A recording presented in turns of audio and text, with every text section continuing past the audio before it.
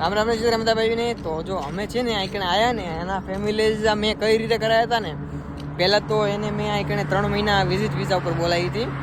પછી કારણ કે ઇન્ડિયાથી ફેમિલી વિઝા કરાવો તો એ તો બહુ પ્રોસેસ મને ખબર નહોતી. એ તો પછી અહીં મેં કીધું અહીં જોઈએ 3 મહિના અહીં સારું લાગે ને અહીંયા તો પછી હું ફેમિલી વિઝાનું કરાવું એમ. તો જો કે એને થોડું ગમ્યું પછી મેં કીધું હાલો ફેમિલી વિઝા કરાવી નાખીએ એમ. તો અહીંયા પછી અમે અહીં હોટલે ગયા, અમારી હોટલે. એમાં અમારી હોટલનો જે વિઝા રિપ્રેઝેન્ટેટિવ હોય ને એને કીધું, મેં કીધું કઈ રીતની પ્રોસેસ છે. પ્રોસેસ તો ભાઈ હાવ સિમ્પલ જ હતી. કાંઈક મારે ટોટલ 91 રિયાલ જેટલો ખર્ચો થયો હતો. મેઇન ખર્ચો જો કે આમ એકચ્યુઅલ ખર્ચો કાંઈક 40-50 રિયાલ જેટલો થાય છે ફેમિલી વિઝાનો 2 વર્ષનો આના. તો એના ડોક્યુમેન્ટમાં તો અમે ખાલી એનો પાસપોર્ટ આપ્યો, મેરેજ સર્ટિફિકેટ આપ્યું, એ અટેસ્ટેશન કરાવવાનું હોય છે. એનો જો આખો વિડીયો તમારે જોતો હોય કે ભાઈ આ બધું પ્રોસેસ ફેમિલી વિઝાની આખી પ્રોસેસ ડિટેલમાં કઈ રીતની છે તો કમેન્ટ કરજો, જોઈએ તો હું